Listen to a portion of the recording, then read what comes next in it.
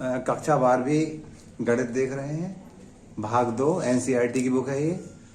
अध्याय 9 अवकल समीकरण प्रश्न वाली 9.4 देख रहे हैं। और 9.4 में हमें पहला क्वेश्चन दे रखा था डी और डी एक्स बराबर 1 minus cos x 1 plus cos x. इसे हमें हल करना है। हम ये प्रथम कोटि और प्रथम घात का अवकल समीकरण है, इसको हल करेंगे। तो इसके हल करने की 3 विधियां होती है। पहला होती है हमारी चरों का पृथक्करण। चरों का पृथक्करण क्या होता है कि डी एक्स के साथ एक्स वाले सारे पद कर लेते हैं त्रिकोण पक्षांतर के माध्यम से, और डी वाई के साथ वाई वाले सारे पद कर लेते हैं त्रिकोण पक्षांतर के द्वारा। ठीक है। दूसरा होता है समघात समीकरण। हम देखते हैं समघात समीकरण में अलग मेथड लगती है। और तीसरा होता है हमारा लीनियर इक्वेशन, यानी क्लोरोफॉर रूप भी कहलाता है, और वो अलग होता है, वो भी देखेंगे हम। तो आज हम चरों के पृथक्करण के माध्यम से इन अवकल समीकरणों को हल करेंगे, जो कि प्रथम कोटि प्रथम घात के हैं। तो इसके लिए हम त्रिकोण पक्षांतर के माध्यम से डी एस के साथ एक्स वाले पद कर लेते हैं और डी वाई के साथ वाई वाले कर लेते हैं। देखिएगा डी एस का मैं त्रिकोण करता हूँ तो हमारा डी वाई बराबर मिलेगा 1 माइनस कॉस एक्स और 1 plus cos x D x मिलेगा। देखिएगा त्रिकोण करने से एक्स और डी एक्स वाले साथ हो गए हैं और वाई और डी वाई वाले साथ हो गए हैं, है ना। वाई वाला पद नहीं है, वाई अकेला हो जाए डी वाई वाला। अब जैसे ही चरों का पृथक्करण हो जाता है, हम दोनों पक्षों का समाकलन करते हैं। क्या करते हैं? समाकलन करते हैं। तो यहाँ लिखेंगे दोनों पक्षों का समाकलन करने पर इंटीग्रेशन डी वाई बराबर integration 1 minus cos x 1 plus cos x D x. ठीक है। पहले हम चरों का पृथक्करण करते हैं, तो उसके बाद इंटीग्रेशन करते हैं। इंटीग्रेशन सामान्य विधियों से करते हैं जो अपन सीख चुके थे पहले। अभी मालूम है 1 डी वाई का वाई हो जाएगा, समझ में आ रहा है। इंटीग्रेशन 1 डी वाई का वाई हो जाएगा। इधर हमने 1 minus cos x 1 plus cos x का सूत्र तो होता नहीं है, तो छोटी कक्षा के बातों के माध्यम से इसको हम समाकलन के सूत्र जैसा बनाते हैं अपन। तो हमने देखा था ये cos 2x होता था। cos 2x बराबर 2 cos स्क्वायर एक्स माइनस 1 होता था। यदि एक्स वाली बात आ रही, यदि मैं यहाँ cos x करूंगा तो ये बनेगा 2 cos स्क्वायर एक्स बटे 2 माइनस 1 हो जाएगा। तो इसको डालना पक्षांतर 1 प्लस cos x बराबर 2 cos स्क्वायर एक्स बटे 2 हो जाएगा। इसी तरह से हम cos 2x का एक सूत्र और जानते थे। cos 2x बराबर 1 माइनस 2 sin स्क्वायर एक्स होता था। यदि मैं यहाँ cos x करूंगा तो 1 माइनस 2 sin स्क्वायर एक्स बटे 2, इसको इधर लाऊंगा तो 2 sin स्क्वायर एक्स बटे 2 1 माइनस cos x हो जाएगा। अगले पद में इंटीग्रेशन डी वाई बराबर ऊपर वाला बन जाएगा हमारा 2 sin स्क्वायर एक्स बटे 2, नीचे वाला बन जाएगा 2 cos स्क्वायर एक्स बटे 2 और डी एक्स। क्लियर। हम देख रहे हैं 1 डी वाई का तो वाई हो जाएगा बराबर, ये 2 से 2 कट गए, ये 10 स्क्वायर एक्स बटे 2 हो जाएगा डी एक्स। क्योंकि 10 स्क्वायर एक्स बटे 2 का इंटीग्रेशन में सूत्र नहीं होता है, इसको हम 10वीं की सरल समीकरण के माध्यम से इसको भी चेंज करेंगे सेक में। तो हम जानते थे 1 प्लस 10 स्क्वायर एक्स बटे 2 बराबर सेक स्क्वायर एक्स बटे 2 होता। आप इंग्लिश में लीजिए, सरल समीकरण अपनी सेकंड वाली थी 10th वाली। अब इसको यदि हम इसका मान निकालेंगे तो 10 स्क्वायर एक्स बटे 2 बराबर सेक स्क्वायर एक्स बटे 2 माइनस 1 हो जाएगा। ये बात हम यहाँ रख देंगे। तो y बराबर इसको इंटीग्रेशन लिखेंगे हम सेक स्क्वायर एक्स बटे 2 माइनस 1 डी एक्स। ठीक है। अलग अलग कर लेंगे हम। y बराबर इंटीग्रेशन सेक स्क्वायर एक्स बटे 2 D x minus 1 D x.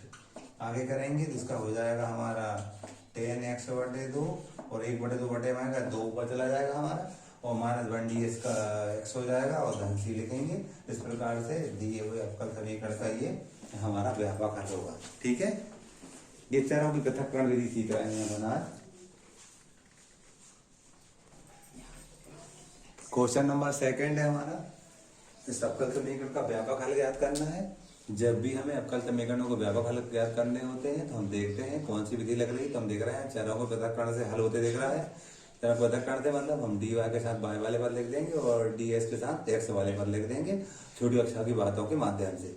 यह तिर्यक गुणा होता है, पक्षांतर होता है, ठीक है। तो अब देख रहे हैं यहाँ, यदि हम यहाँ पर पक्षांतर करेंगे तो बात बनती है, पक्षांतर तिर्यक गुणा दोनों करते होते हुए दिख रहे हैं, यदि करेंगे तो हमारी बात बनती दिख रही है। मैं क्या करूंगा, ये इसको इधर लाऊंगा तो बटे में हो जाएगा 1/√4 माइनस वाई स्क्वायर, और इसका ये dy था ही हमारे पास, इसको ds का तिर्यक गुणा कर दिया, कोई दिक्कत नहीं, ऐसा लिख सकते हैं। आप देखिएगा इसको आप हल करोगे इसी पे पहुंच जाओगे, तिर्यक गुणा करो वहीं पहुंच जाओगे, है ना, या ना, इसको ऐसा लिख सकते हैं। हमने देखा y वाले पद एक तरफ हो गए हैं और x वाले dx वाले अलग हो गए हैं एक तरफ, दोनों पक्षों को समाकलन करेंगे। आप जब समाकलन करेंगे तो यहाँ लेते हैं समाकलन 1/4 को लिख सकते हैं हम 2 की घात 2 ऋण y की घात 2 dy बराबर इंटीग्रेशन dx। हमने सूत्र पढ़ रखा था, क्या पढ़ रखा था, integration 1/√a² minus x² dx बराबर sin इनवर्स x अपॉन, ये सूत्र होता है। तो ये लिखेंगे हम sin इनवर्स x नहीं है y बटे 1ds का क्या हो जाता है x धन c। ये हमारा इस समीकरण का व्यापक लोग, और आगे भी हल कर सकते हैं इसको। अगले वाले को देखिए, अगला सवाल नंबर 3 था हमारा, ये भी चरक को पृथक करते होते दिख रहा है। पहले हम ds का तिर्यक गुणा करते हैं, तिर्यक गुणा करेंगे देखिएगा, ये y का पक्षांतर कर लो, dy बटे dx बराबर 1 ऋण y पक्षांतर कर लिया हमने। अब क्या करते हैं, इसको हम लाते हैं बटे में, 1/1 ऋण y dy बराबर dx कर सकते हैं ऐसा। अब दोनों पक्षों का समाकलन करेंगे, समाकलन बटे 1 माइनस y dy बराबर इंटीग्रेशन dx। हम जानते थे इंटीग्रेशन 1/x dx का होता था log x प्लस c, इस टाइप से सूत्र होता था हमारा। तो इसको हो जाएगा जी हमारा log 1 माइनस y, और चूंकि ये माइनस बाजू में है तो माइनस का आगे आ जाएगा, तो माइनस यहाँ लगा देंगे बराबर x धन c, है ना। ये इतना भी सही है, इसको और आगे भी कर सकते थे हम। ये थर्ड क्वेश्चन हमारा कंप्लीट हो जाता है। दिए गए अब कल समीकरणों को हमें व्यापक हल ज्ञात करने हैं। हम इसे चरों के पृथक्करण के विधि के द्वारा हल करेंगे। इसके लिए हम छोटी कक्षा की बातों के माध्यम से x dx वाले पद एक तरफ कर लेते हैं और y dy वाले एक तरफ कर लेते हैं। इसको करने के लिए हम देख रहे हैं, सबसे पहले हम पक्षांतर करें किसका, इस पूरे का उधर पक्षांतर कर ले रहे हैं। तो sec square x tan y dx बराबर ऋण sec square y tan x dy पक्षांतर जैसा हो जाएगा। अगले पद में sec square x tan dx यही है, ये इसको tan x को बटे में ला सकते हैं बराबर ऋण, यहाँ पर sec स्क्वायर y है, इसको तो हम tan y बटे में ला सकते हैं और dy, ठीक है। क्या किया, पक्षांतर करिए, फिर तिर्यक गुणा भी कर सकते हैं हम। देखो तिर्यक गुणा करोगे कहीं पहुंच जाओगे आप, ठीक है, यानी इसको हम ऐसा लिख सकते हैं। अब देखा हमने x dx वाले साथ हो गए हैं और y dy वाले साथ हो गए, अब इंटीग्रेशन कर सकते हैं, दोनों पक्षों का इंटीग्रेशन करेंगे, ठीक है। इंटीग्रेशन करने पर देखिएगा अब सूत्र नहीं बन रहा है जी, हमने जो सूत्र पढ़ रखे हैं समाकलन के वो सूत्र नहीं बन रहे हैं, तो प्रतिस्थापन से होते दिख रहा है। यदि हम tan x बराबर t मानेंगे तो ऊपर वाला sec x dx बराबर dt आ जाएगा। तो माना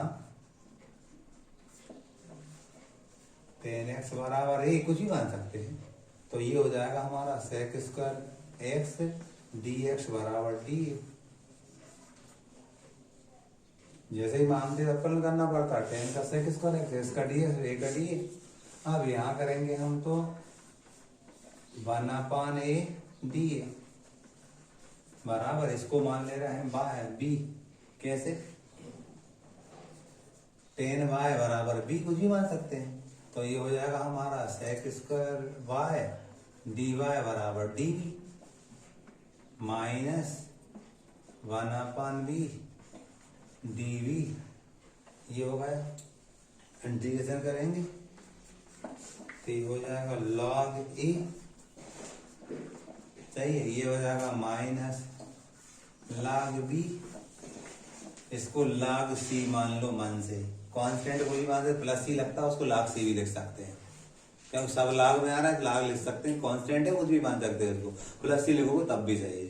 पक्षांतर करेंगे हम, तो ये देखोगे आप लॉग ए ऋण का हो जाएगा धन log b बराबर log c। इसका गुणा log एक बार a d, क्यों log m plus log m n होता है बराबर log c। अब आप देखो log हटा देंगे दोनों तरफ, क्या बचेगा a डॉट b बराबर c बचेगा। a का मान क्या है हमारे पास 10x है, b का मान क्या है हमारे पास 10y है बराबर सी। ये हमारा इसका व्यापक हल हो गया। और आगे भी दूसरा कर सकते हैं इसको।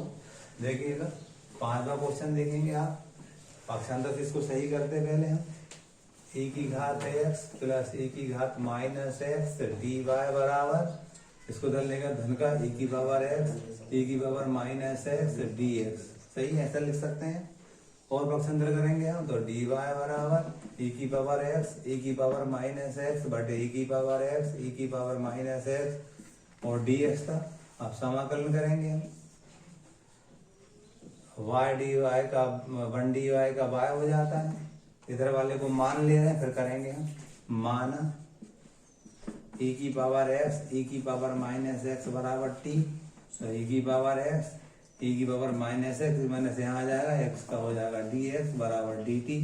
तो ये बन जाएगा y और ये बन जाएगा 1/t dt।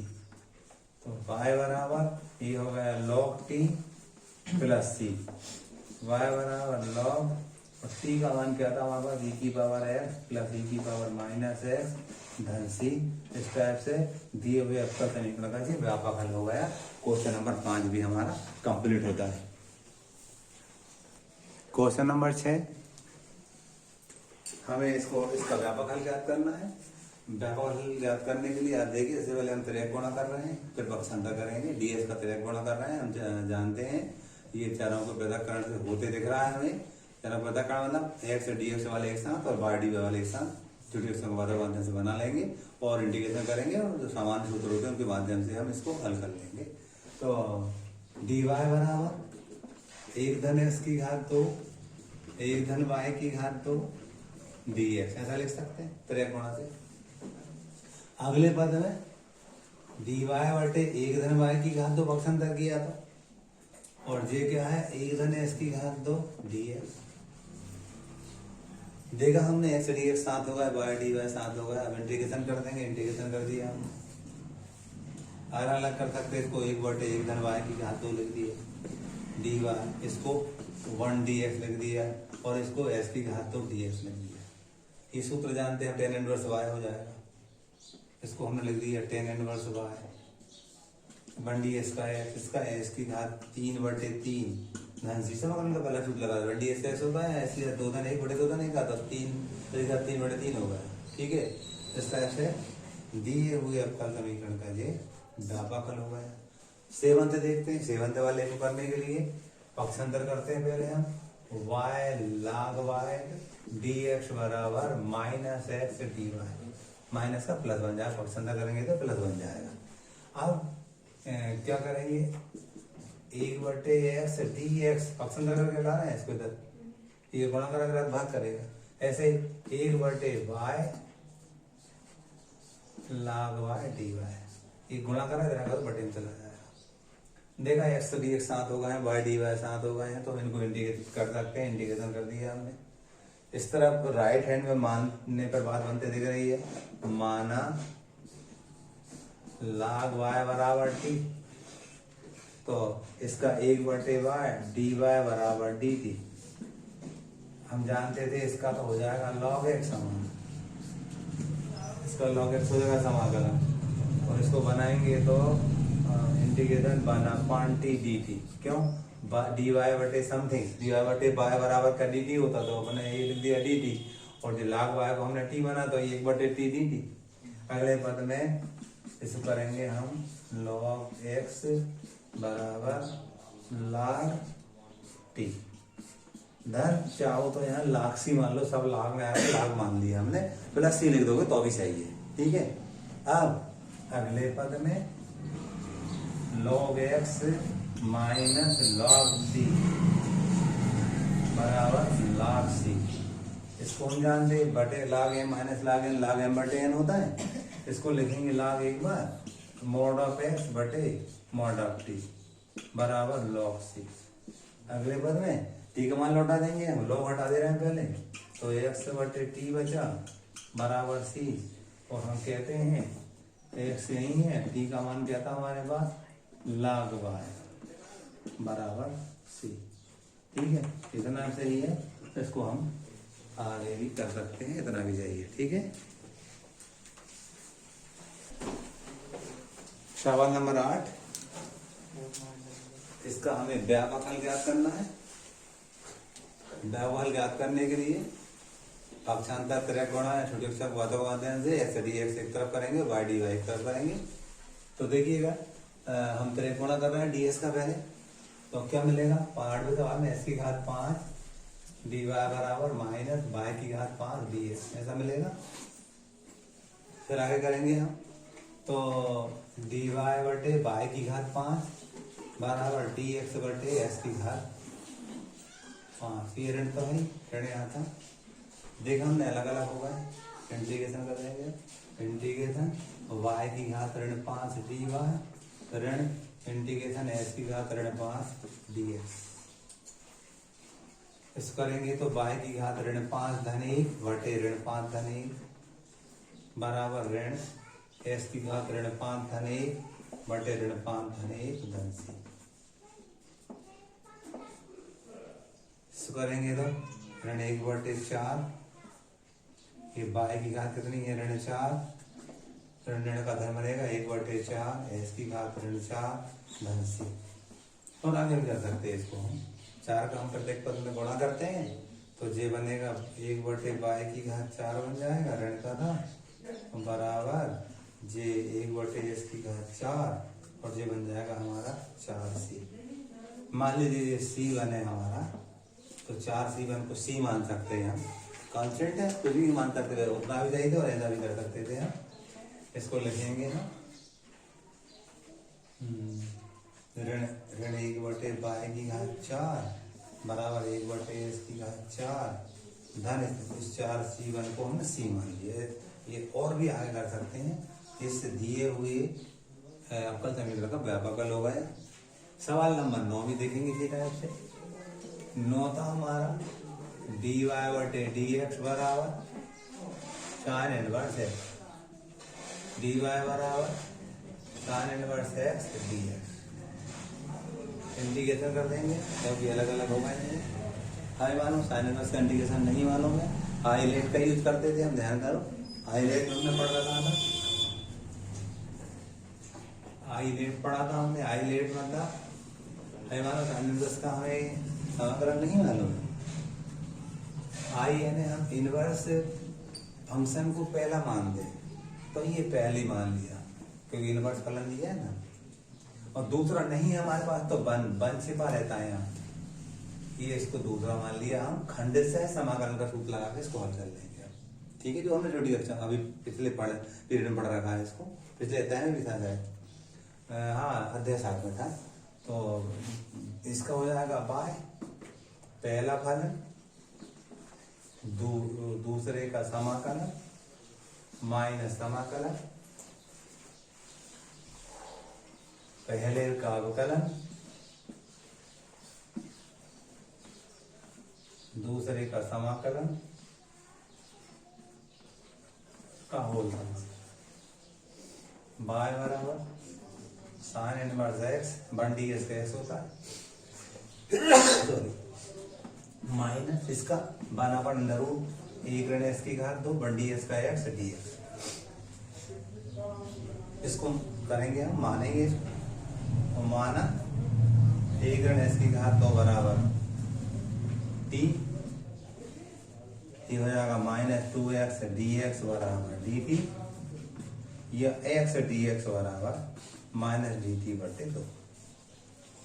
y बराबर x साइन इनवर्स x ऋण ऋण ऋण का धन 1 बटे 2 अरे ऋण का धंधा 1/2 इसको dt बना दिया तो हम लिखेंगे 1/√t dt। अगले पर में y बराबर x साइन इनवर्स x धन 1/2 t की घात ऋण 1/2 धन 1 बटे ऋण 1/2 धन 1 धन c। अगले पद में y बराबर x साइन इनवर्स x धन 1/2 t की घात 1/2 और 1/2 यहाँ बचेगा धन c। और भी इसको आगे हल कर सकते हैं और y बराबर x sine inverse x 1/2 cut जाएगा, टी का मान लौटाएंगे, टी का मान था हमारे पास अंडर रूट तो लगाना 1/2 का 1 ऋण x की घात 2 था धन c। इस तरह से इस दिए हुए अपकरण का व्यापक हल हो गए। अब हमें सवाल नंबर 10 देखते हैं इसी टाइप से।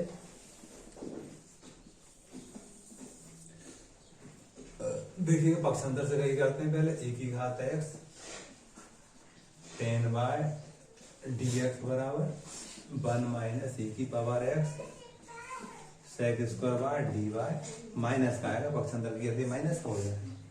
और पक्षांतर करते हैं तो देखिएगा e की घात x dx बटे 1 ऋण e की घात x बराबर minus sec square by tan by dx। हमने देखा x dx साथ होगा y dy साथ होगा, इंटीग्रेशन कर सकते हैं हम। इंटीग्रेशन किया हमने यहाँ, इस नीचे वाले को t मानेंगे, यहाँ ये मान लो, इसको b मान लो, हल होते देखेगा प्रतिस्थापन से ही हम कर पाएंगे। तो इधर माना 1 माइनस e की पावर x बराबर a, ऐसा माना हमने। नीचे वाले को ये माना तो ये हो जाएगा माइनस e की पावर x dx बराबर d या e की पावर x dx बराबर माइनस d। इस तरफ वाले को b मान ले रहे हैं हमने माना tan y बराबर b, तो ये हो जाएगा सेक स्क्वायर बाय dy बराबर dv। इधर रखेंगे इंटीग्रेशन माइनस 1/a dA बराबर माइनस, इधर ही माइनस है, माइनस 1/b dv। ऋण से ऋण कट गया, लागे लागे हो जाएगा इसका हो जाएगा log b plus log c, मान लो log ही लगा रहे log a minus log b बराबर log c। इसको आगे करेंगे हम तो log m minus log m बटे n होगा। इसको लिखेंगे हम log a बटे b, मापांक के अंदर था ये मापांक b बराबर log c। तो हम लिखेंगे a बटे b बराबर c। a और b के मान रखेंगे हम। a का मान था हमारे पास 1 माइनस e की पावर x, b का मान था हमारे पास tan y बराबर c। और आगे भी कर सकते हैं, मॉड के अंदर है, ऐसा लिख सकते बाहर भी इसको 1 माइनस e की पावर x अपन tan y बराबर c। ये हमारा 10वें प्रश्न का आंसर होगा।